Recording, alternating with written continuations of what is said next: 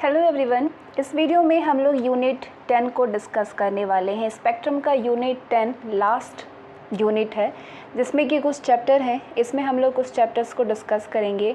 Unit 10 spectrum का कहता है स्वतंत्रता और स्वतंत्रता के बाद के विकास के बारे में। तो हम लोग इसमें जानेंगे कुछ चैप्टर को। 33, 34 और 35 तीन चैप्टर को हम लोग इसमें डिस्कस करेंगे। तीन चैप्टर के बारे में हम लोग जानेंगे।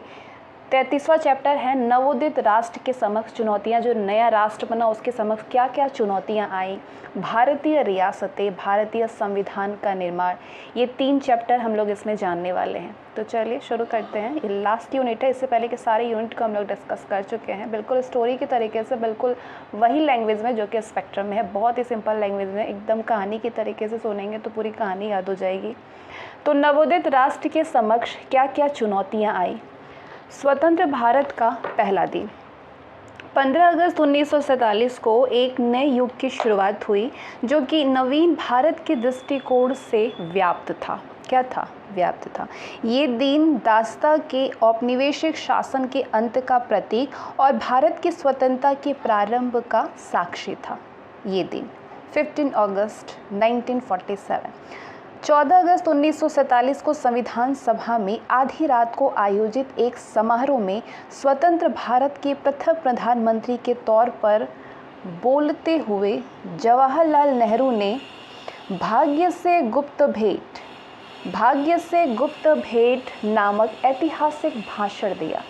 नेहरू ने भाषण देते हुए कहा कि आज हम दुर्भाग्य के एक युग का अंत कर रहे हैं और भारत पुनः खुद को खोज पा रहा है। आज हम जिस उपलब्धि का उत्सव मना रहे हैं वो महज एक कदम है नए अवसरों के खुलने का। इससे भी बड़ी जीत और उपलब्धियां हमारी प्रतीक्षा कर रही है। भारत की सेवा का अर्थ है लाखों करोड़ों पीड़ितों की सेवा। भारत की सेवा का अर्थ है कि लाखों करोड़ों पीड़ितों की सेवा करना। इसका अर्थ है गरीबी, अज्ञानता और अवसर की असमानता को मिटाना। आज एक बार फिर वर्षों के संघर्ष के बाद भारत जागृत और स्वतंत्र है। भविष्य हमें बुला रहा है। हमें किधर जाना चाहिए और क्या करना चाहिए जिससे कि हम आदमी, इंसान और कामगारों के लिए आज़ादी और अवसर ला सकें। हम एक समृद्ध, लोकतांत्रिक और प्रगतिशील देश बना सकें। हम ऐतिहासिक, आर्थिक और राजनीतिक संस्थाओं को बना सके जो कि प्रत्येक व्यक्ति के लिए जीवन की परिपूर्णता और न्याय सुनिश्चित कर सके। कोई भी देश तब तक महान नहीं बन सकता है जब तक कि उसके लोगों की सोच या कर्म संकीर्ण है। जवाहरलाल नेहरू ने 15 अगस्त 1947 को देश के प्रथम प्रधानमंत्री के रूप में पदभार संभाला और उनके साथ 15 मंत्रियों ने भी पद धारण किया। सरदार वल्लभ भाई पटेल की अपनी मृत्यु तक यानी दिसंबर 1950 तक देश के प्रथम उप प्रधानमंत्री रहे थे वल्लभ भाई पटेल। लॉर्ड माउंटबेटन और बाद से राजगोपालाचारी ने 26 जनवरी 1950 तक गवर्नर जनरल के रूप में सेवाएं दी थी। फिर 1950 में भारत गणतंत्र बना और राजेंद्र प्रसाद देश के प्रथम राष्ट्रपति बने। तो स्वतंत्र भारत के प्रथम मंत्री परिषद थे इस प्रकार से। जवाहरलाल नेहरू प्रधानमंत्री थे और विदेश मामले एवं कॉमनवेल्थ संबंध मंत्री थे और वैज्ञानिक अनुसंधान मंत्री थे। सरदार वल्लभ भाई पटेल उप प्रधानमंत्री रहे, गृह मंत्री थे, सूचना और प्रसारण मंत्री थे। मौलाना अबुल कलाम आज़ाद शिक्षा मंत्री थे। जॉन मथाई रेल एवं परिवहन मंत्री बने। सरदार बलदेव सिंह रक्षा मंत्री। जयराम दास दौलतराम खाद्य एवं कृषि मंत्री। जगजीवन राम श्रम मंत्री। CH भाभा वाणिज्य मंत्री बनाए गए। अमृत कौर स्वास्थ्य मंत्री थे। रफ़ी अहमद किदवई संचार मंत्री। नरहर विष्णु गाडगे निर्माण खान एवं ऊर्जा मंत्री। ये सारे स्वतंत्र भारत के प्रथम मंत्री परिषद के सारे मंत्री थे। RK षणमुखम चेट्टी वित्त मंत्री बने। KC नियोगी राहत एवं पुनर्वास मंत्री। BR अम्बेडकर विधि मंत्री थे और ये अनुसूचित जाति संघ से संबंधित 1951 में त्यागपत्र दिया। श्यामा प्रसाद मुखर्जी उद्योग एवं आपूर्ति मंत्री बने। कौन? श्यामा प्रसाद मुखर्जी। गोपाल स्वामी अयंगर बिना विभाग के मंत्री बने, मिनिस्टर विदाउट पोर्टफोलियो। और Mohanlal Saxena minister without portfolio. हालांकि स्वतंत्र भारत को कई समस्याओं का सामना भी करना पड़ा था। उनकी तत्कालीन समस्याएं थी भारतीय रियासतों का क्षेत्रीय एवं प्रशासनिक समन्वय, सांप्रदायिक दंगे, पाकिस्तान से प्रवासित लगभग 60 लाख शरणार्थियों के पुनर्वास की चुनौतियां, भारत में रह रहे मुसलमानों की रक्षा और साथ ही जो सांप्रदायिक समूह पाकिस्तान गए उनके संरक्षण का मामला, पाकिस्तान से युद्ध टालने की चुनौतियां, साम्यवादी विद्रोह इत्यादि, ये सारे उनके तत्कालीन समस्याएं थी। मध्यवर्ती समस्याएं थी भारत के लिए संविधान तैयार करना, एक प्रातिनिधिक लोकतांत्रिक और नागरिक उदारवादी राजनीतिक व्यवस्था, निर्वाचन एवं सामंतवादी व्यवस्था इत्यादि माध्यमिक समस्याएं थी। दीर्घावधि समस्याएं रही राष्ट्रीय एकीकरण, आर्थिक विकास, निर्धनता और आर्थिक नियोजन इत्यादि। भारत और साथ ही साथ पाकिस्तान ने भी विभाजन के परिणामों का सामना किया। स्वतंत्रता अधिनियम की 3 मुख्य समस्याएं कौन कौन सी थी? 2 राज्यों के बीच सीमाओं का सीमांकन, भारतीय सिविल सेवाओं और अन्य सेवाओं संबंधी संगठन एवं कर्मचारियों का विभाजन, सैन्य संपदाओं एवं संगठनों का विभाजन। इसके समाधान के लिए प्रक्रिया निर्धारित की। आगे जानेंगे रेडक्लिफ सीमा निर्णय और सांप्रदायिक दंगे कौन कौन से हुए। विभाजन योजना के अनुरूप पंजाब एवं बंगाल की संबद्ध विधायी सभा 2 भागों में मिली। एक ने मुस्लिम बहुल जिलों का प्रतिनिधित्व किया और दूसरे ने बाकी सारे शेष प्रांत का।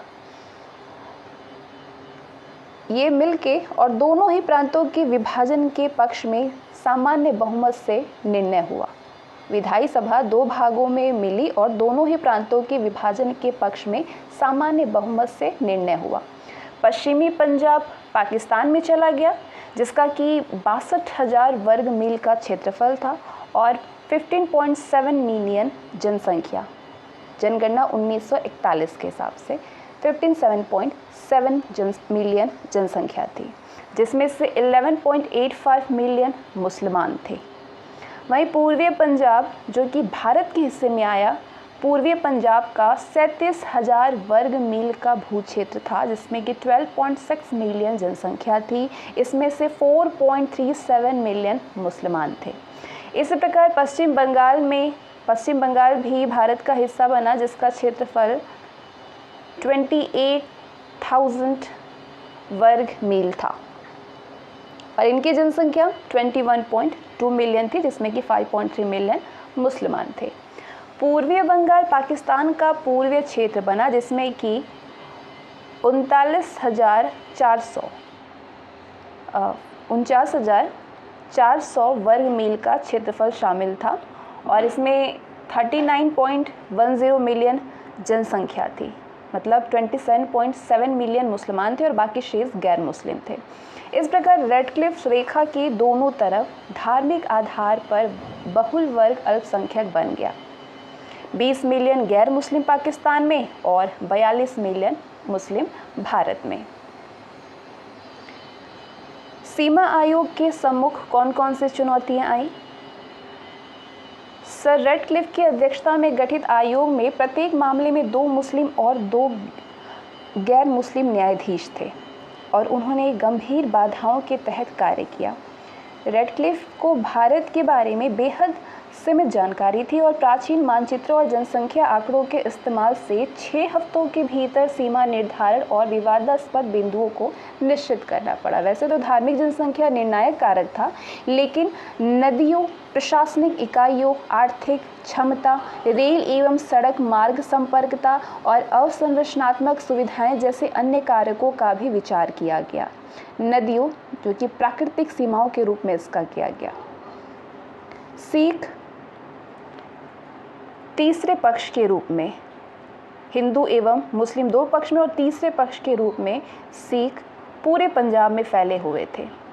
उनकी इस मांग ने कि उनके सभी पवित्र तीर्थस्थल पूर्वीय पंजाब में यानी भारत के हिस्से वाले क्षेत्र में पड़ते हैं, तो इस स्थिति को और अधिक जटिल बना दिया उनकी इस मांग ने। ऐसी कानूनी जटिलताओं संबंधी तार्किक निर्णय ने राजनीतिक मनन का मार्ग प्रशस्त किया। 1941 की जनगणना, जो कि इन निर्णयों का आधार थी, ये भी दोषपूर्ण थी। इसलिए अंतिम सीमा रेखा के निर्धारण ने कई समस्याओं को जन्म दिया और कई लोगों को नाखुश किया।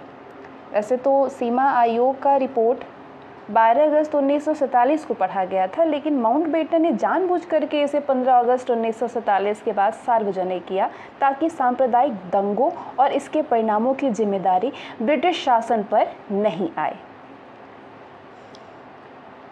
आगे बात करेंगे हो दंगों से अत्यधिक प्रभावित क्षेत्र कौन कौन सा था। हालांकि सांप्रदायिक दंगे अगस्त 1946 पे शुरू हो गए थे, लेकिन विभाजन और स्वतंत्रता की घोषणा के साथ स्थिति अत्यधिक भयावह हो गई। वो क्षेत्र जहां से रेडक्लिफ रेखा सीमा गई वो अधिक हिंसक हो उठा और वहां पे सबसे अधिक संख्या में हत्याएं, बलात्कार और महिलाओं एवं बच्चों के अपहरण की घटनाएं हुई। सिखों के सशस्त्र दल, जिसमें कि हिंदू भी शामिल थे, और मुस्लिमों के हथियारबंद गुटों ने पंजाब में अत्यधिक अपराध किया। एक आकलन के अनुसार लगभग 1,80,000 लोग मारे गए, जिसमें कि 60,000 पश्चिमी क्षेत्र से और 1,20,000 पूर्वीय क्षेत्र से। बंगाल का क्षेत्र गांधी की उपस्थिति और उपवास जैसे उनके प्रयासों के कारण पंजाब की अपेक्षा शांतिपूर्ण बना रहा था। बंगाल का क्षेत्र दिल्ली में पंजाब का बदला लेने के लिए मुस्लिमों की व्यापक हत्या के साथ में सांप्रदायिक दंगे शुरू हो गए। गांधी जी के उपवास ने अस्थायी प्रभाव डाला इस वहाँ पे।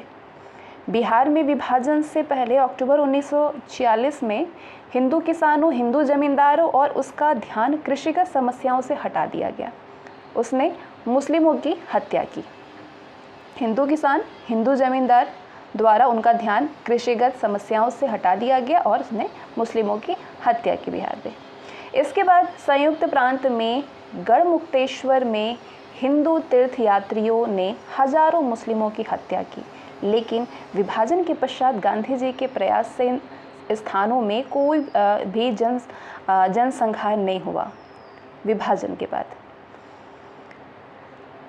आगे बात करेंगे संसाधनों के विभाजन और महात्मा गांधी की हत्या से संबंध चुनौतियां कौन कौन सी आई। भारत का विभाजन सिविल सरकार और साथ ही साथ सैन्य बलों तथा उपकरणों के संसाधनों के विभाजन से जुड़ा था। भारत का विभाजन, सिविल सरकार का विभाजन की बात करें तो इसका सौहार्दपूर्ण समाधान करने के लिए एक विभाजन परिषद गवर्नर जनरल द्वारा पीठासीन, जिसमें कि भारत एवं पाकिस्तान प्रत्येक से एक प्रतिनिधि शामिल था, उसका गठन किया गया। संचालन स्तर पर परिषद की सहायता के लिए एक स्टीयरिंग कमेटी बनाई गई, जिसमें कि एच.एम. पटेल और मोहम्मद अली शामिल थे। एच.एम. पटेल और मोहम्मद अली इसमें शामिल थे इस कमेटी में। सभी सिविल सेवकों को उनकी इच्छा अनुसार डोमिनियन चुनने का विकल्प प्रदान किया गया, जिसकी वे सेवा करना चाहते थे। लगभग 1,60,000 कर्मचारियों ने भारत से पाकिस्तान और पाकिस्तान से भारत स्थानांतरित होने का निर्णय लिया। भारतीय सिविल सेवा के कर्मचारियों को मौजूदा पैमाने पर सेवा करने के लिए उनकी पसंद के देश, भारत या पाकिस्तान, उनके पसंद के देश दोनों में से इसको अपनाने के लिए कहा गया था। सिविल सेवा में कार्यरत यूरोपियन अधिकारी अपने मौजूदा वेतन, अवकाश, पेंशन अधिकारों इत्यादि के साथ में अपनी सेवाएं जारी रख सकते थे, लेकिन यदि वे सेवानिवृत्त होने की इच्छा रखते हैं तो उन्हें विशेष क्षतिपूर्ति और समय पूर्व सेवानिवृत्ति दी जाएगी। ठीक है। नकद शेष और साथ ही साथ सार्वजनिक ऋण के बंटवारे ने दोनों देशों के बीच तनाव उत्पन्न कर दिया। पाकिस्तान कुल नकद शेष का 1/4 हिस्सा चाहता था, जबकि भारत पाकिस्तान को विश्वस्त करना चाहता था कि नकद शेष का केवल छोटा सा भाग अविभाजित भारत की वास्तविक नकद की आवश्यकता को पूरा करता था। और बाकी हिस्सा मुद्रास्फीति तंत्र से निपटने के लिए था। हालांकि गांधी जी चाहते थे कि पाकिस्तान को थोड़ा और नगद दे देना चाहिए। इसके लिए उन्होंने उपवास किया और कांग्रेस को ऐसा करने को बाध्य भी किया। आगे बात करेंगे सैन्य कर्मियों तथा साजो सामान का विभाजन कैसे हुआ। सैन्य बलों और संयंत्रों, मशीनरी उपकरणों और भंडार गृहों का निर्विघ्न विभाजन के लिए अचिन लेख सर्वोच्च कमांडर की अध्यक्षता में एक संयुक्त रक्षा परिषद का गठन किया गया। परिषद ने ये निर्णय लिया कि मुस्लिम बहुल इकाइयों को पाकिस्तान और गैर मुस्लिम यूनिट्स को भारत हस्तांतरित कर दिया जाए। लेकिन दोनों ही देशों के बीच में गंभीर मतभेद के चलते सर्वोच्च कमांडर के पद को समाप्त कर दिया गया। ब्रिटिश सैनिकों ने 17 अगस्त 1947 को भारत छोड़ना शुरू कर दिया और ये प्रक्रिया फरवरी 1948 तक पूरी हुई। महात्मा गांधी की हत्या के बारे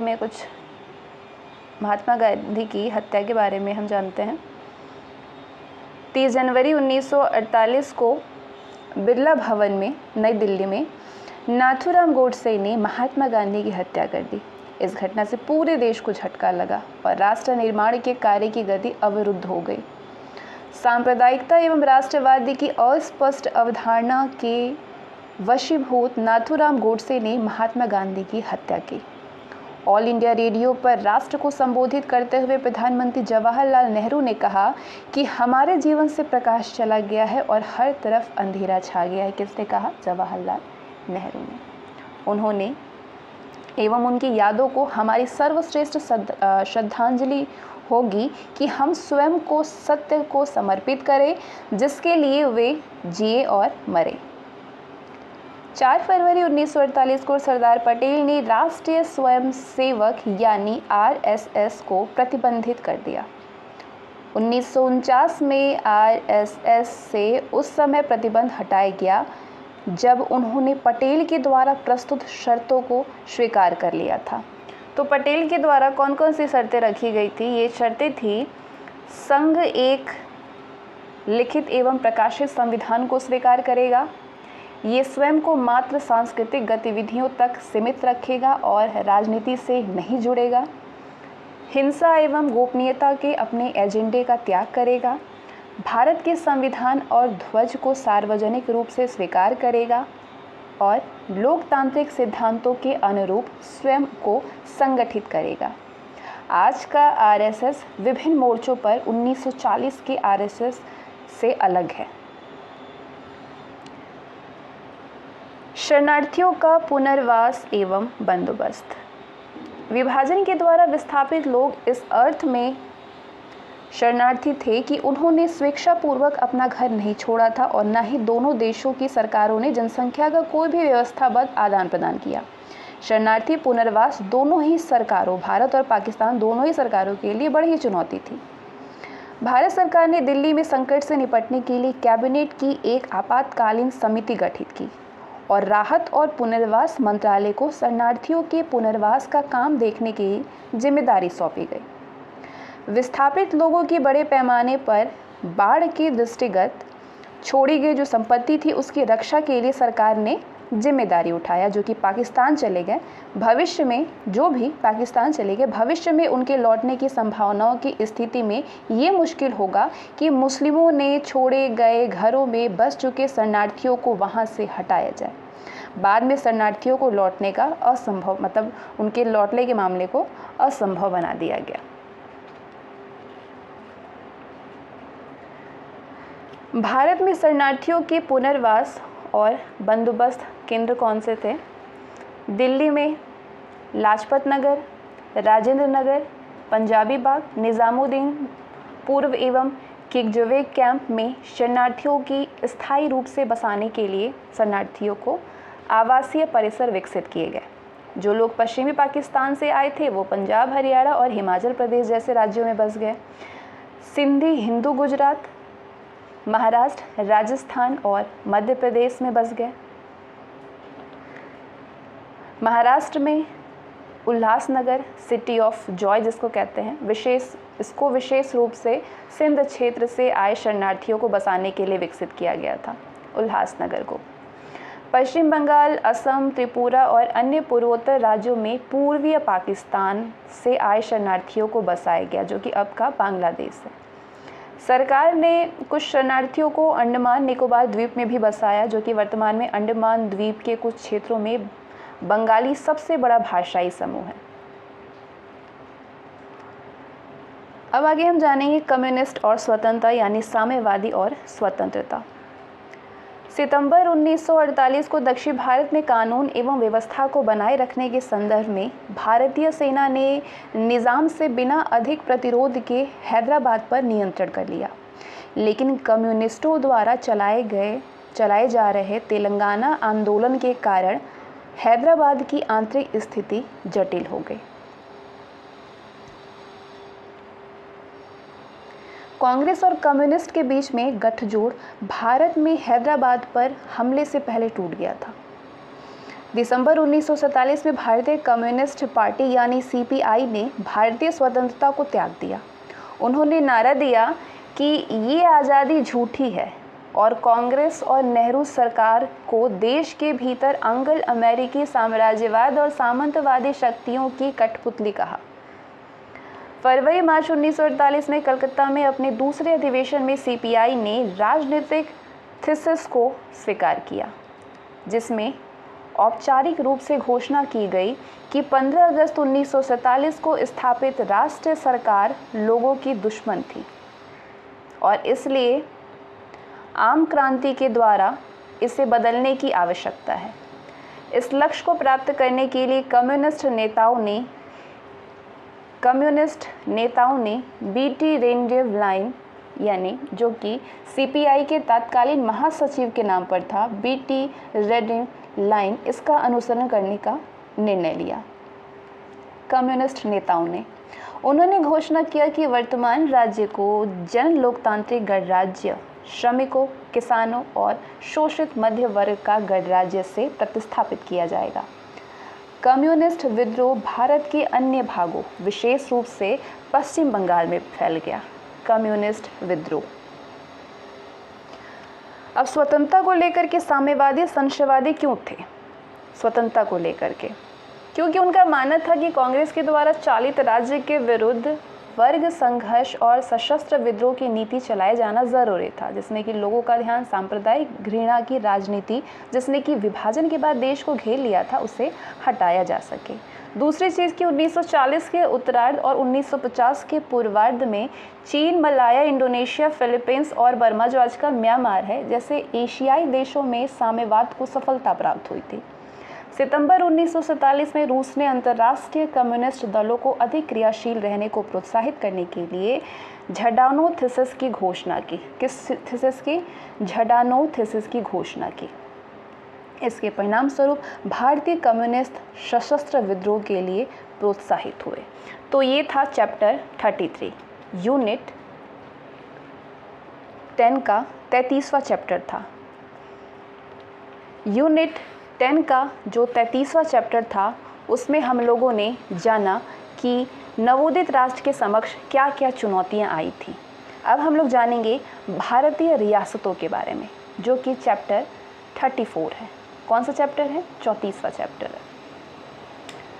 भारतीय रियासतों की संख्या कितनी थी? 562 थी और इसके अंतर्गत 7,12,508 वर्ग मील का क्षेत्र था।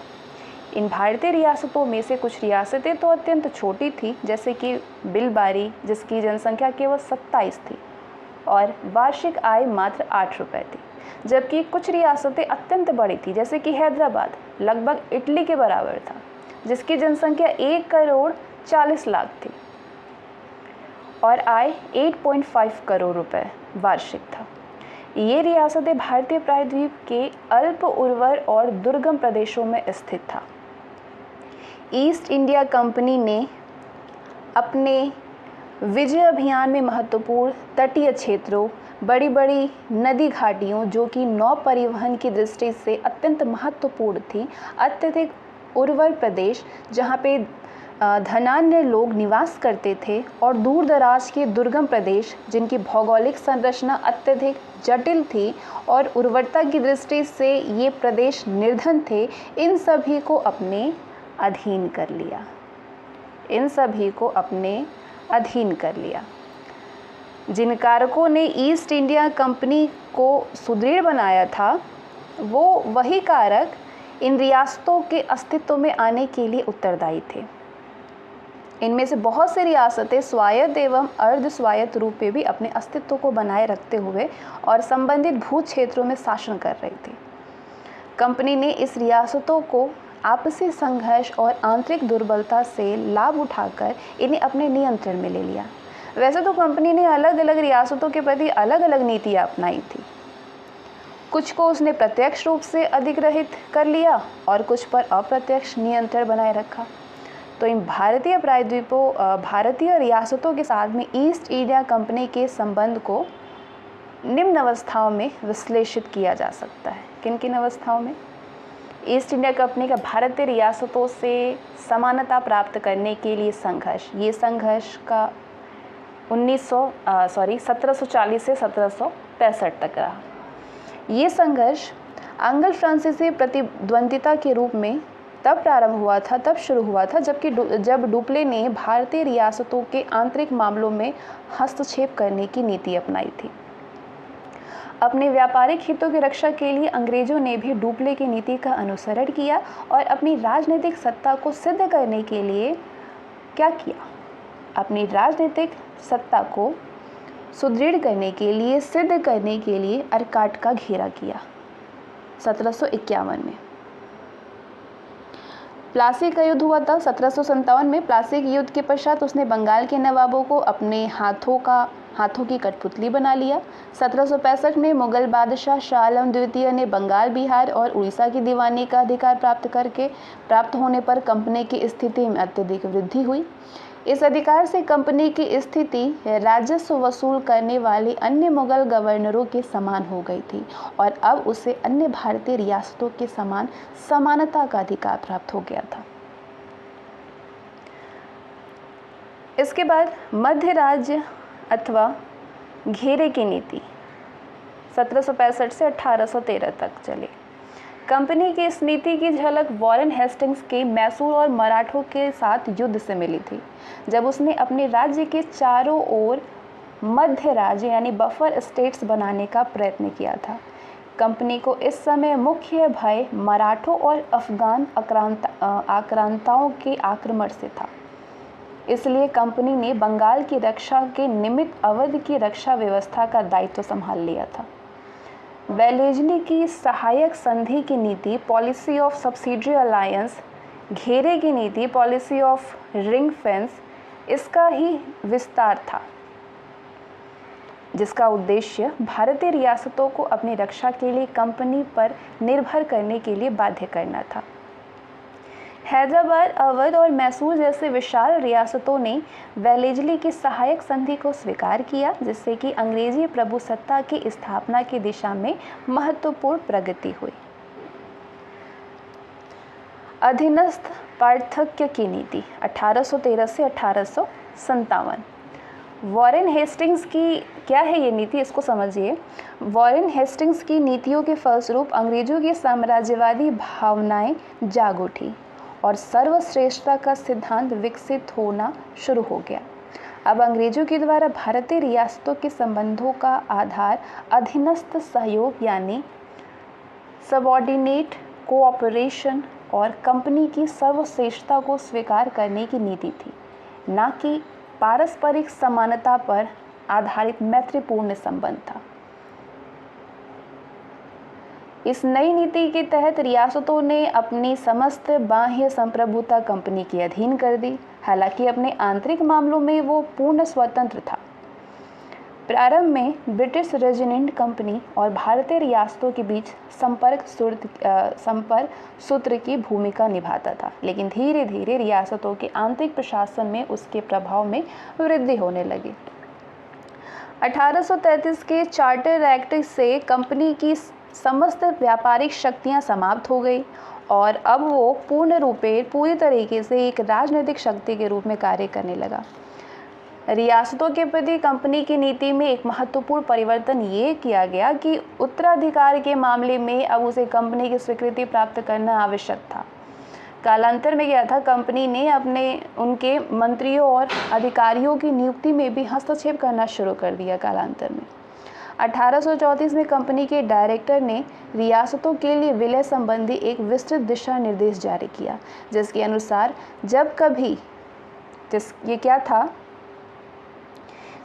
कभी और जहां कहीं संभव हो रियासतों का कंपनी में विलय कर लिया जाए। लॉर्ड डलहौजी के विलय के सिद्धांत द्वारा लगभग आधा दर्जन रियासतें अंग्रेज साम्राज्य में विलय कर ली गई, जिनमें कि सतारा एवं नागपुर जैसी बड़ी रियासतें भी शामिल थी।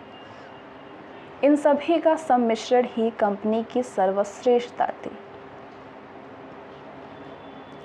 अगली नीति थी अधीनस्थ संघ की नीति 1857 से 1935।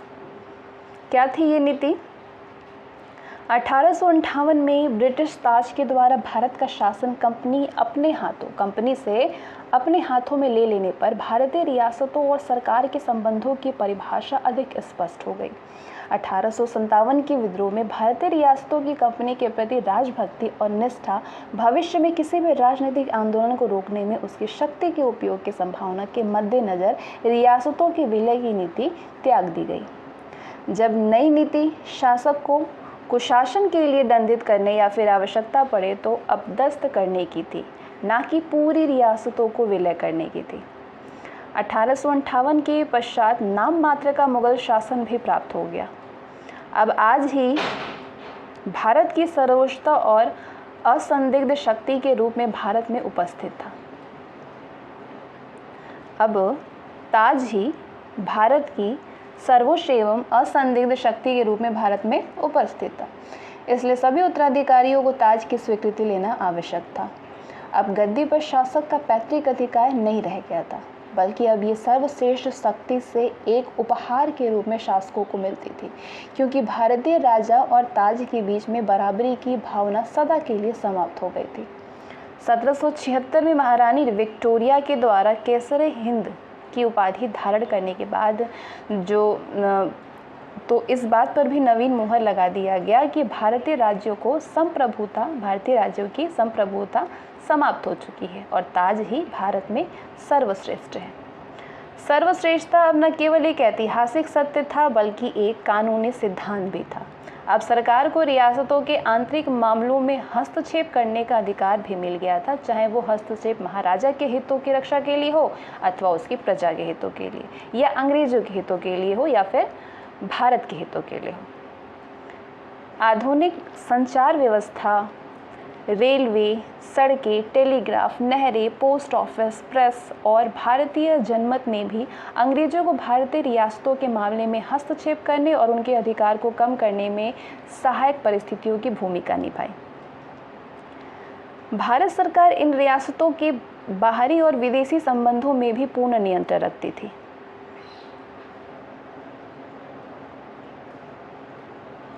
सरकार इनकी ओर से स्वयं युद्ध की घोषणा कर सकती थी, तटस्थ कर सकती थी और शांति संधि का प्रस्ताव पारित कर सकती थी। इस संबंध में बटलर आयोग ने 1927 में कहा कि अंतर्राष्ट्रीय मामलों में रियासतों के प्रदेश अंग्रेजी भारत के प्रदेश और रियासतों के नागरिक अंग्रेजी नागरिकों के समान हैं।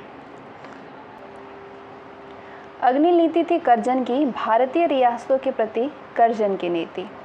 कर्जन ने विभिन्न संधियों को विस्तृत रूप में सभी संधियों को परिभाषित करके ये कहना शुरू कर दिया कि भारतीय राजाओं को अपनी प्रजा के सेवक के रूप में गवर्नर जनरल से सहयोग करते हुए सरकार की विभिन्न योजनाओं में भागीदारी निभानी चाहिए। उसने संरक्षण और अनाधिकार निरीक्षण की नीति यानी policy of patronage and intrusive surveillance अपनाई। उसका मत था कि भारतीय रियासतों और सरकार के बीच संबंध न सामंतशाही और न ही संघीय व्यवस्था पर आधारित होने चाहिए। इनका आधार विभिन्न संधियां भी नहीं होनी चाहिए, बल्कि इन्हें विभिन्न ऐतिहासिक परिस्थितियों के परिप्रेक्ष्य में एक निश्चित समय में एक सामान्य स्वरूप की ओर विकसित होना चाहिए। अब इस नवीन प्रवृत्ति के फलस्वरूप सभी रियासतों की स्थिति लगभग एक जैसी हो गई, चाहे वो संधि रियासतें हो या फिर भिन्न भिन्न अधिकार प्राप्त रियासतें हो। सभी रियासतें अंग्रेजी सरकार पर निर्भर थी और भारतीय राजनीतिक व्यवस्था का क्या बन गई थी, अभिन्न अंग समझी जाती थी। 1905 के बाद क्या हुआ? सरकार ने भारतीय रियासतों के प्रति सौहार्दपूर्ण सहकारिता की नीति अपनाई। भारत में राजनीतिक अस्थिरता के भय से अब सरकार ने प्रतिरक्षात्मक नीति का अनुसरण किया। मोंटफोर्ट सुधारों की सिफारिशों के आधार पर एक सलाहकारी और परामर्शदात्री निकाय के रूप में नरेंद्र मंडल चैम्बर ऑफ प्रिंसेस का गठन किया गया। इसका किसी रियासत के आंतरिक मामलों से कोई भी संबंध नहीं था और न ही ये मंडल रियासतों के समकालीन अधिकारों और उनकी स्वतंत्रता के विषय में कोई भी सुझाव दे सकता था और न ही ये इन मुद्दों पर किसी भी प्रकार का कोई वाद विवाद कर सकता था। इस नरेंद्र मंडल में प्रतिनिधि के लिए रियासतों को 3 श्रेणियों में विभाजित किया गया। पहली श्रेणी में सीधे प्रतिनिधित्व वाली रियासतें थी 109, सीमित वैधानिक का क्षेत्राधिकार वाली रियासतें थी जिन्हें की प्रतिनिधित्व चुनने का अधिकार था कितने 127, सामंतशाही जागीरें या जागीरें कितने 309। लेकिन संप्रभुता और सर्वश्रेष्ठता के विस्तार के मुद्दे को अभी भी व्याख्या नहीं की गई थी। ठीक है, सरकार और रियासतों के संबंध के परीक्षण और इन्हें परिभाषित करने के लिए भारत सरकार ने 1927 में बटलर समिति की नियुक्ति की थी। इस समिति ने क्या क्या सिफारिशें दी? समिति ने सिफारिशें दी कि सर्वश्रेष्ठ ही रहनी चाहिए और इसे बदलती हुई परिस्थितियों के अनुकूल अपना दायित्व निभाना चाहिए। अस्पष्ट मामलों में रीति रिवाज महत्वपूर्ण होते हैं। भारतीय रियासतों को उनके शासकों की अनुमति के बिना किसी ऐसी भारतीय सरकार को नहीं सौंपना चाहिए जो भारतीय विधानसभा के प्रति उत्तरदायी हो।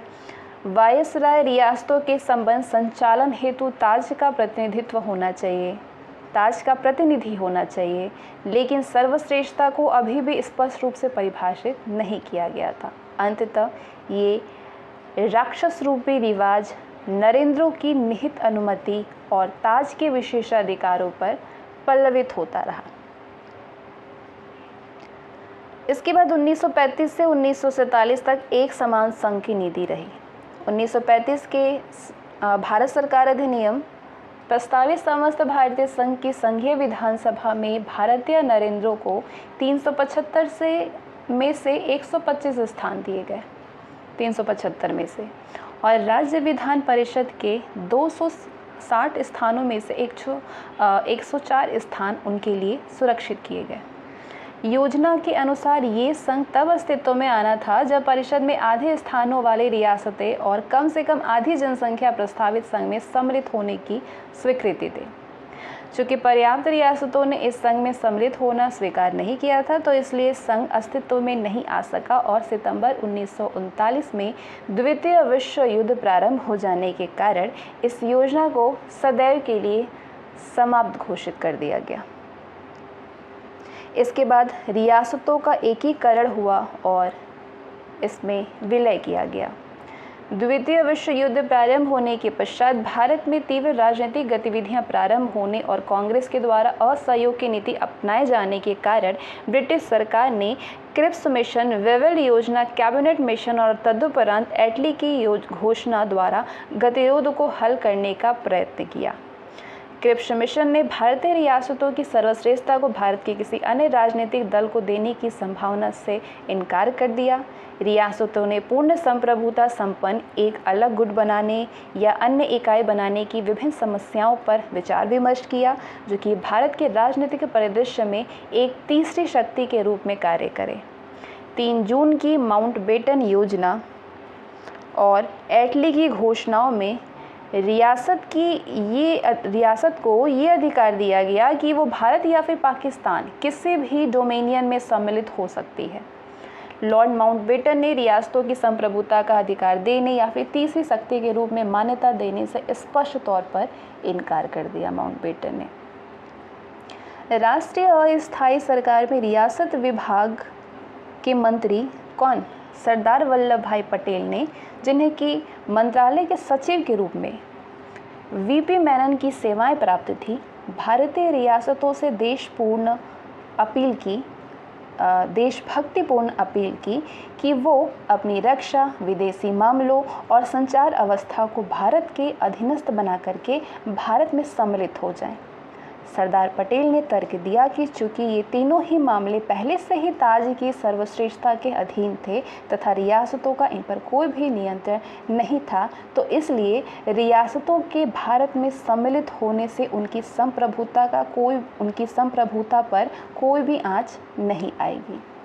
15 अगस्त 1947 के अंत तक 136 क्षेत्राधिकार रियासतें भारत में शामिल हो चुकी थी, लेकिन कुछ अन्य एवं स्वयं को इस व्यवस्था से अलग रखा गया। अलग रखा। अब जनमत संग्रह और सैन्य कार्यवाही क्या हुई? जूनागढ़ की बात करें तो यहाँ पर मुस्लिम का नवाब रियासत को पाकिस्तान में सम्मिलित करना चाहता था, मुस्लिम नवाब, लेकिन हिंदू जनसंख्या भारत में शामिल होने के पक्ष में थी। अंततः नवाब के दमनकारी रवैये के कारण यहाँ पे जनमत संग्रह कराया गया, जिसमें कि जनता ने भारी बहुमत से भारत में सम्मिलित होने के पक्ष में निर्णय लिया। कहाँ पे? जूनागढ़ में जनमत संग्रह कराया गया, जिसमें कि हिंदू बनने का, ज़्यादातर हिंदू के लिए सम्मिलित हुए भारत में। हैदराबाद की बात करें तो हैदराबाद का निज़ाम अपनी संप्रभुता को बनाए रखने के पक्ष में था। वैसे तो यहाँ की बहुसंख्यक जनता भारत में विलय के पक्ष में थी। उसने हैदराबाद को भारत में सम्मिलित करने के पक्ष में तीव्र आंदोलन करना शुरू किया। निज़ाम आंदोलनकारियों के प्रति दमन की नीति पर उतर आया था। 29 नवंबर 1947 को निज़ाम ने भारत सरकार के साथ में एक समझौते पर दस्तखत तो कर दिया था, लेकिन इसके बावजूद उसकी दमनकारी नीतियाँ और तेज होती गई। सितंबर 1948 तक ये स्पष्ट हो चुका था कि निज़ाम को समझा बुझा करके राज़ी नहीं किया जा सकता है। 13 सितंबर 1948 को भारतीय सेनाएं हैदराबाद में प्रवेश करी और 18 सितंबर 1948 को निज़ाम ने आत्मसमर्पण कर दिया। अंततः नवंबर 1949 में हैदराबाद को भारत में शामिल कर लिया गया। कश्मीर की बात करते हैं।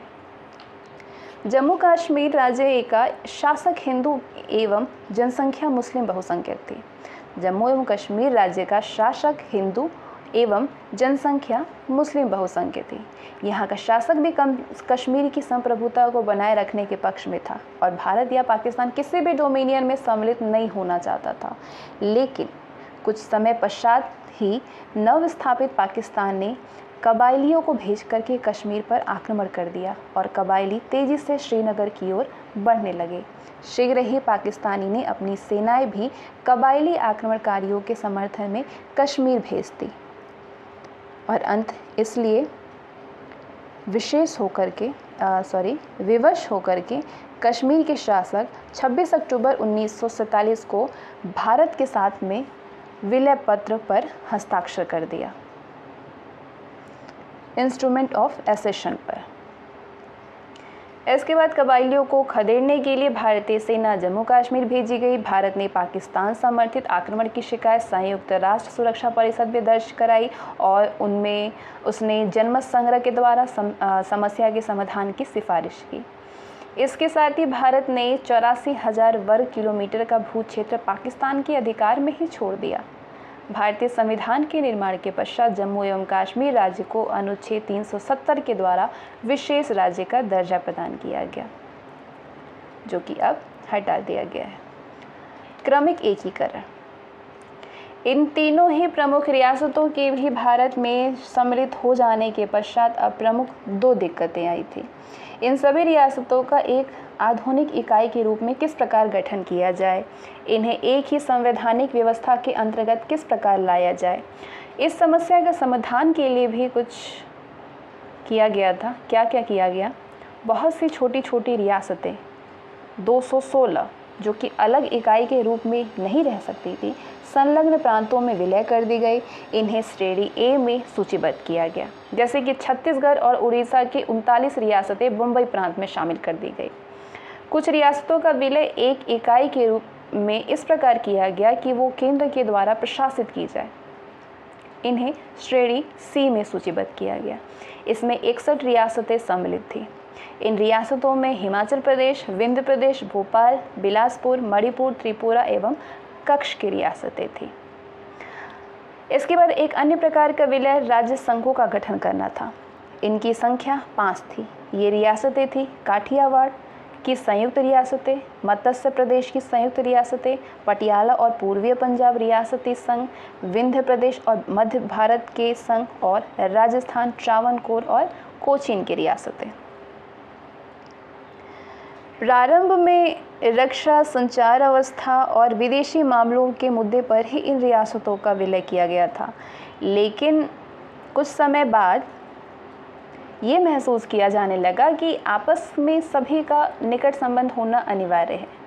पांचों राज्य संघ और मैसूर ने भारतीय नए क्षेत्रों को स्वीकार कर लिया। इन्होंने संवर्ती सूची के विषयों कर को छोड़ करके आर्टिकल 238 के विषयों और केंद्र की नियंत्रण शक्ति को 10 वर्षों के लिए स्वीकार कर लिया। 7वें संशोधन जो कि 1956 में हुआ था, 7वें संशोधन से श्रेणी बी को समाप्त कर दिया गया। 7वें संशोधन से अंत में सभी रियासतें पूर्ण रूपे भारत में सम्मिलित हो गई थी और भारत की एकीकृत राजनीतिक व्यवस्था का अंग बन गया। तो ये था 34वां चैप्टर, भारतीय रियासतों के बारे में हमने जाना। अब हम लोग कवर करेंगे चैप्टर नंबर 35 को, और चैप्टर 35 है भारतीय संविधान के निर्माण के बारे में। कैसे हुआ हमारे संविधान का निर्माण। स्वतंत्रता प्राप्ति के तुरंत बाद यानी 15 अगस्त 1947 के बाद भारत में राष्ट्र निर्माण की प्रक्रिया प्रारंभ हुई। भारत के राष्ट्रीय आंदोलन का चरित्र बहुवर्गीय था। आंदोलन के नेताओं ने आमतौर पर प्रतिनिधिक मूलक सरकार के उदारवादी लोकतांत्रिक सिद्धांतों, वयस्क मताधिकार, निर्वाचित समस्याओं, कानून के शासन, स्वतंत्र न्यायपालिका और व्यक्ति के समूह के लिए अधिकारों की वकालत की थी। इसके साथ साथ विशेषतः 1930 के बाद राष्ट्रीय आंदोलन के नेताओं ने स्वतंत्रता के सामाजिक पक्ष पर भी विचार करना शुरू कर दिया था। इसके अंतर्गत निर्धनता उन्मूलन, अशिक्षा व रोगों को दूर करने, अमीर और गरीब के बीच की खाई को पाटने, शहरों व गांवों के बीच दूरी को समाप्त करने और समतामूलक कल्याणकारी राष्ट्र निर्माणों पर जोर दिया। परंपरागत रूप से संविधानवाद की अवधारणा को सीमित सरकार और कार्यात्मक राजनीतिक संस्थाओं की व्यवस्था के रूप में देखा जाता था, लेकिन जब तीसरी दुनिया के देशों को स्वतंत्रता मिली, तब एक संविधानवाद की अवधारणा सरकार व नागरिकों और सरकार के विभिन्न अंगों में परस्पर संबंधों की व्याख्या से विकसित होकर के राजनीतिक व्यवस्था के लिए सामाजिक व आर्थिक लक्ष्यों की व्याख्या के रूप में बदल चुकी थी। भारत में राष्ट्रीय आंदोलन के नेताओं महात्मा गांधी, जवाहरलाल नेहरू व सुभाष चंद्र बोस इत्यादि ने ये समझते हुए कि राजनीतिक स्वतंत्रता भारत के नागरिकों के सामाजिक, आर्थिक व सांस्कृतिक पुनरुद्धार का माध्यम है, राष्ट्रीय आंदोलन के रूप में परिवर्तन लाने की कोशिश की। इसके साथ ही अमेरिका व पश्चिमी यूरोप के देशों के लोकतंत्र और समाजवाद की बढ़ती लोकप्रियता ने भी भारतीय नेताओं को आकृष्ट किया था। इसी संदर्भ में स्वतंत्रता आंदोलन के लक्ष्यों व आदर्शों और जनता की आकांक्षाओं को समाहित करते हुए संविधान निर्माण के लिए संवैधानिक सभा का गठन हुआ। भारत का संविधान जो कि 26 जनवरी 1950 को लागू हुआ था, देश की आकार एवं विविधता को देखते हुए इसका सबसे बड़ा संविधान है। ये विश्व का सबसे बड़ा संविधान है। ठीक है, संविधान निर्माण के समय भारत न केवल बड़ा एवं विविध था, बल्कि ये अत्यंत विभाजित था और इसलिए इसे इस तरीके से तैयार किया गया जिससे कि देश एकजुट हो सके। तो हम लोग जानेंगे इसकी पृष्ठभूमि के बारे में संविधान सभा की। जब किसी प्रभुता संपन्न लोकतांत्रिक राष्ट्र द्वारा संविधान की रचना का कार्य उसकी जनता के प्रतिनिधि निकाय के द्वारा किया जाता था, तो संविधान पर विचार करने और उसे स्वीकार करने के लिए जनता के द्वारा चुने गए इस प्रकार के निकाय को संविधान सभा कहा जाता है। ठीक है।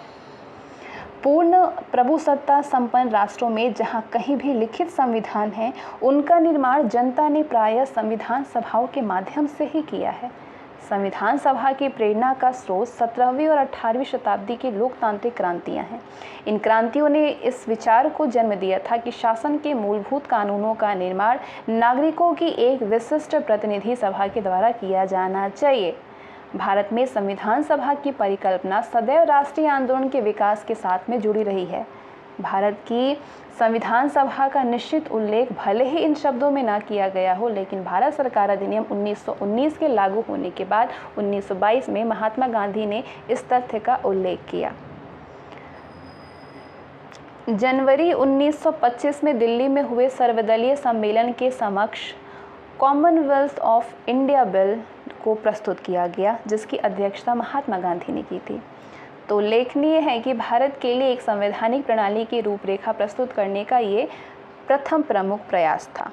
इसके बाद 19 मई 1938 को बम्बई में आयोजित सर्वदलीय सम्मेलन में भारत के संविधान के सिद्धांत निर्धारित करने के लिए मोतीलाल नेहरू के सभापतित्व में एक समिति गठित की गई थी। 10 अगस्त 1928 को प्रस्तुत की गई इस समिति की रिपोर्ट नेहरू रिपोर्ट के नाम से भी जाना जाता है। उल्लेखनीय है कि संसद के प्रति उत्तरदायी सरकार न्यायपालिका द्वारा प्रवर्तनीय मौलिक अधिकार, अल्पसंख्यक वर्गों के अधिकार सहित मोटे तौर पर जिस संसदीय व्यवस्था की संकल्पना 1928 की नेहरू रिपोर्ट में व्यक्त की गई थी, जो कि लगभग ज्यों का त्यों 21 वर्ष के बाद 20 नवंबर 1949 को संविधान सभा के द्वारा अंगीकृत स्वाधीन भारत के संविधान में समाविष्ट कर लिया गया। जून 1934 में कांग्रेस कार्यकारिणी ने घोषणा की कि श्वेत पत्र का एकमात्र विकल्प ये है कि वयस्क मताधिकार के आधार पर निर्वाचित संविधान सभा द्वारा एक संविधान तैयार किया जाए। ये पहला अवसर था जब संविधान सभा के लिए औपचारिक रूप से एक निश्चित मांग प्रस्तुत की गई।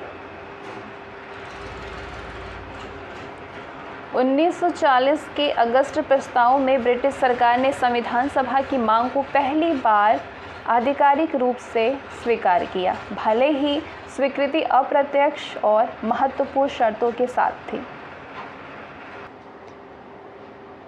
वैसे तो क्रिप्स मिशन का 1942 का क्रिप्स मिशन पूर्णतः असफल सिद्ध हुआ था, फिर भी उसमें संविधान सभा बनाने की बात को स्वीकार कर लिया गया था। अंततः कैबिनेट मिशन 1946 के द्वारा संविधान निर्माण के लिए एक बुनियादी ढांचे का प्रारूप प्रस्तुत किया गया। कैबिनेट मिशन ने संविधान निर्माण निकाय के द्वारा अपनाई जाने वाली प्रक्रिया को कुछ विस्तार पूर्वक निर्धारित किया, जो कि इस प्रकार है।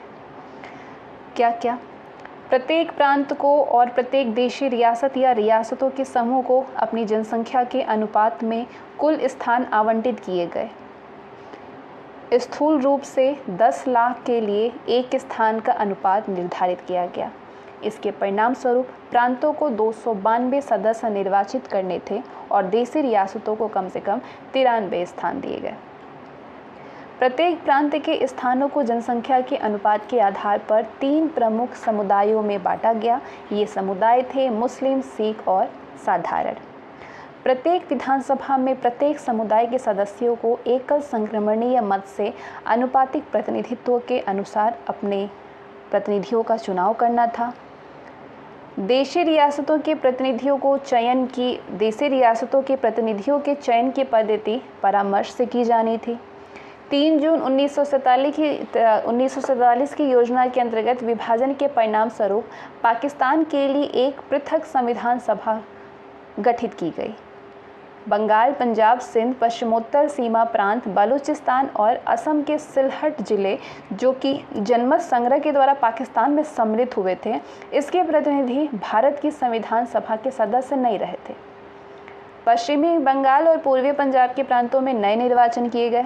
परिणाम स्वरूप जब संविधान सभा 31 अक्टूबर 1947 को पुनः समवेत हुई तो सदन की सदस्यता घट करके 299 हो गई। इसमें से 284 सदस्य 26 नवंबर 1949 को वास्तव में उपस्थित थे और उन्होंने अंतिम रूप से पारित संविधान पर अपने हस्ताक्षर किए। संविधान सभा की रचना और प्रकृति कैसी थी उसके बारे में हम जानेंगे। संविधान सभा का निर्माण अप्रत्यक्ष रूप से निर्वाचित संविधान सभा ने किया था। संविधान सभा ने 9 दिसंबर 1946 को कार्य करना शुरू किया। संविधान सभा का निर्माण देश की जनता की आशाओं और राष्ट्रीय आंदोलन की मांग की भारतीय संविधान का निर्माण ब्रिटिश संसद नहीं बल्कि भारत की जनता के द्वारा चुने जाए ये प्रतिनिधि करेंगे, इसकी पराकाष्ठा थी। संविधान सभा सदस्य संख्या की दृष्टि से एक काफ़ी बड़ी सभा थी। कैबिनेट मिशन ने उसके सदस्यों की कोई भी अधिकतम संख्या निर्धारित नहीं की थी। कैबिनेट मिशन का प्रस्ताव था कि हर 10 लाख की आबादी के लिए एक प्रतिनिधि होना चाहिए। चुनावों के बाद अपने निर्बल स्थिति देख करके मुस्लिम लीग ने संविधान सभा के बहिष्कार का निश्चय किया और 9 दिसंबर 1946 को आहूत संविधान सभा के प्रथम अधिवेशन में मुस्लिम लीग ने भाग नहीं लिया। लीग ने अब पाकिस्तान के लिए बिल्कुल पृथक संविधान सभा की मांग करना शुरू कर दी। कांग्रेस और ब्रिटिश सरकार के द्वारा लीग को अपनी हठधर्मिता त्यागने के लिए किए गए सभी प्रयास निरर्थक सिद्ध हुए। पाकिस्तान के निर्माण और मुस्लिम लीग के द्वारा संविधान सभा के बहिष्कार के कारण सदस्य संख्या गिर गई। उसमें प्रांतों की केवल 235 और देशी रियासतों के 73 प्रतिनिधि रह गए। संविधान के अंतिम मूल मसौदे पर इन्हीं 308 सदस्यों ने हस्ताक्षर किए थे। जहां तक प्रांतों का प्रश्न है, उनके प्रतिनिधियों का चुनाव जुलाई 1946 में प्रांतीय विधानसभाओं के सदस्यों के द्वारा हुआ था। देशी राज्यों के आधे प्रतिनिधि राजाओं के द्वारा मनोनीत किए गए थे और आधे जनता के द्वारा चुने गए। तो इस प्रकार से ये स्पष्ट हो गया था कि भारत के वयस्क स्त्री पुरुष ने प्रत्यक्ष रूप से सदस्यों को नहीं चुना। संविधान सभा में अल्पसंख्यक वर्गों को पर्याप्त प्रतिनिधित्व प्राप्त था। इस प्रकार विभाजन के बाद जबकि देशी रियासतों के प्रतिनिधि के अतिरिक्त संविधान सभा का गठन हो चुका था, अल्पसंख्यकों को 235 में से 88 यानी 36% प्रतिनिधि प्राप्त था और अनुसूचित जातियों के भी 33 सदस्य थे। संविधान सभा के सर्वाधिक प्रभावशाली सदस्य थे डॉक्टर राजेंद्र प्रसाद, मौलाना आज़ाद, Jawaharlal Nehru, Vallabh Bhai Patel, doctor Ambedkar, Govind Vallabh Pant, NG Iyengar, Krishnaswami Iyer, KM Munshi, Acharya Kripalani और श्यामा प्रसाद मुखर्जी। संविधान सभा के गठन और उसके द्वारा अपना कार्य शुरू किए जाने के तुरंत बाद संविधान सभा की स्थिति के संबंध में एक विवाद प्रारंभ हो गया। क्या था? विंस्टन चर्चिल ने संविधान सभा की वैधता को ही चुनौती दे दिया। चर्चिल ने संविधान सभा के ही एक सदस्य MR जयकर ने भी विचार व्यक्त की कि संविधान सभा एक संप्रभु संस्था नहीं है और उसकी शक्तियां मूलभूत सिद्धांतों एवं प्रक्रियाओं दोनों ही दृष्टियों से मर्यादित है। उनके विचार का आधार ये था कि संविधान सभा कैबिनेट योजना के अधीन अस्तित्व में आई है और ये ब्रिटिश संसद की सत्ता के ही अधीन है। वो कैबिनेट मिशन योजना में वर्णित संविधान की मूल रूपरेखा में कोई भी परिवर्तन नहीं कर सकती है। सभा का आह्वान ब्रिटिश सम्राट के अधिकार पर गवर्नर जनरल के द्वारा लिया गया था और अपेक्षित था कि संविधान सभा जो भी संविधान बनाएगी उसे ब्रिटिश संसद के पास में अनुमोदित के लिए भेजा जाएगा। लेकिन संविधान सभा के अधिकांश सदस्यों ने इन प्रतिबंधों को अस्वीकार करते हुए संविधान सभा की संप्रभुता पर बल दिया। इस अवसर पर बोलते हुए जवाहरलाल नेहरू ने कहा, आज़ादी और ताकत के मिलते ही हमारी जिम्मेदारियां भी बढ़ गई हैं। संविधान सभा इन जिम्मेदारियों को निभाएगी। संविधान सभा एक पूर्ण प्रभुत्व संपन्न संस्था है। वह देश के स्वतंत्र नागरिकों का प्रतिनिधित्व करती है। इस विचार के अनुसार संविधान सभा ने अपनी पूर्ण प्रभुता को प्रदर्शित भी किया था। प्रथम ये प्रस्ताव पारित किया गया कि ब्रिटिश सरकार या अन्य किसी भी सत्ता के आदेश से सभा का विघटन नहीं होगा। संविधान सभा को उसी समय भंग किया जाएगा जबकि सभा स्वयं 2/3 बहुमत से इस आशय का प्रस्ताव पारित कर दे। द्वितीय, संविधान सभा ने सभा के संचालन की पूर्ण शक्ति अपने निर्वाचित सभापति को दे दी। संविधान सभा का प्रतिनिधित्व स्वरूप कैसा था? आलोचकों का कहना है कि संविधान सभा में जनसाधारण के प्रतिनिधि नहीं थे, यानी कि उसके सदस्यों का चुनाव देश के सभी वयस्क नागरिकों ने नहीं किया था। ये सत्य है कि संविधान सभा के सदस्य वयस्क मताधिकार के आधार पर नहीं चुने गए थे, लेकिन इसका ये अर्थ नहीं है कि इसे प्रतिनिधि संस्था ना माने। संविधान सभा में लगभग सभी संप्रदायों के व्यक्ति थे। तो ये था चैप्टर। आइए हम संविधान निर्माण का मूल्यांकन करते हैं। हालांकि ये सत्य है कि कांग्रेस पार्टी का संविधान सभा में 2/3 बहुमत था और कांग्रेस पार्टी में निर्णय का अधिकार पार्टी हाईकमान को था, जिस पर कि नेहरू, पटेल और राजेंद्र प्रसाद का नियंत्रण था। लेकिन ये नहीं कहा जा सकता है कि संविधान सभा देश की जनता की आशाओं व आकांक्षाओं से परिचित नहीं थी। संविधान सभा के कई सदस्यों ने समाजवाद की अवधारणा को अपनाने पर बल दिया। संविधान सभा में शामिल मार्क्सवादियों, गांधीवादी, समाजवादियों व परंपरागत पूंजीवादियों ने अपनी अपनी तरह से समाजवाद को परिभाषित किया है, लेकिन ये सभी एक बात से सहमत थे कि देश में सामाजिक न्याय की स्थापना करनी है। संवैधानिक सभा की कार्यवाहियों व दस्तावेजों में इस सामाजिक क्रांति के प्रति आग्रह की झलक देखी जा सकती है। सामाजिक क्रांति की इस अवधारणा के आधार पर ही भारतीय संविधान में मौलिक अधिकार, नीति निर्देशक सिद्धांतों और कार्यकारिणी, विधायिका व न्यायपालिका के अधिकारों का निर्धारण हुआ। तो उल्लेखनीय है कि भारतीय संविधान में समाजवादी समाज के प्रति कोई भी प्रतिबद्धता नहीं है। अब इस निर्माण में कुछ विचार भी आए होंगे, जैसे कि ग्रेनविल ऑस्टिन का विचार है कि संविधान सभा के अधिकांश सदस्यों के लिए संविधान में समाजवाद शब्द जोड़ना उतना महत्वपूर्ण नहीं था। संविधान सभा के सदस्य देश के लिए एक लोकतांत्रिक संविधान बनाना चाहते थे, जिसमें कि समाजवाद की पक्षधरता हो, ताकि आने वाले समय में जैसा देश के नागरिक चाहें या जैसी ज़रूरत पड़े, देश समाजवाद के रास्ते पर चल सके। ऑस्टिन का विचार है ये। संविधान सभा को विश्वास था कि आर्थिक विकास के लक्ष्यों को हासिल करने के लिए केंद्रीय सरकार आवश्यक थी। संविधान में विधायी प्रावधानों का प्रारूप तैयार करते हुए संविधान सभा के सदस्यों ने राष्ट्रीय एकता पर सर्वाधिक बल दिया। आंतरिक स्थिरता की चिंताओं ने संघीय ढांचे को प्रभावित किया। खास करके आपातकालीन स्थिति से संबंधित प्रावधान इसी चिंता का परिणाम था। संविधान निर्माण में अन्य लक्ष्यों को भी महत्वपूर्ण भूमिका रही थी। अन्य लक्ष्यों का भी अल्पसंख्यकों के हितों की रक्षा, सक्षम सरकार व प्रशासन और राष्ट्र सुरक्षा के लक्ष्यों ने भी संविधान निर्माण को प्रभावित किया। संविधान सभा में इस बात पर संदेह व्यक्त किया गया था कि क्या भारत में संसदीय लोकतंत्र चल सकेगा? क्या शिक्षा के अभाव, अभिजात्य वर्ग व आम जनता के बीच की खाई और धार्मिक, सांप्रदायिक व भाषाई आधार पर विभाजित देश में ये व्यवस्था चलेगी? गांधीवादियों ने देशी परंपराओं आधारित राज्य व्यवस्था का समर्थन किया। कुछ अन्य सदस्यों का मानना था कि स्थायित्व हासिल करने व विकास को बढ़ावा देने के लिए विधायिका से स्वतंत्र एक मजबूत केंद्र सरकार आवश्यक है, जबकि कुछ सदस्यों ने लोकतांत्रिक व्यवस्था का विरोध भी किया। इनका मानना था कि वयस्क मताधिकार और पंचायतों तक विकेंद्रीकृत शासन की अवधारणा राजनीतिक रूप से खतरनाक सिद्ध हो सकती है। आखिरकार प्रत्यक्ष चुनाव को ही सामाजिक क्रांति का आधार बनाया गया। इस संबंध में नेहरू जी का मानना था कि प्रत्यक्ष चुनाव के आधार पर गठित विधायिका देश की जनता का प्रतिनिधित्व करेगी और सांप्रदायिकता के क्षुद्र मुद्दों की बजाय ये विधायिका जनता के सामाजिक आर्थिक हितों को बढ़ावा देगी। संविधान सभा में ये भी कहा गया कि प्रत्यक्ष चुनाव से ग्रामीण समाज की रक्षा करना संभव होगा। अंततः कहा जाता है कि देश के वातावरण, जनता की आकांक्षाओं, राजनीतिज्ञों की सामाजिक पृष्ठभूमि और राष्ट्रीय आंदोलन के दौरान विकसित विचारों के आधार पर संविधान सभा बहुवैचारिक ढांचे के अंतर्गत काम कर रही थी।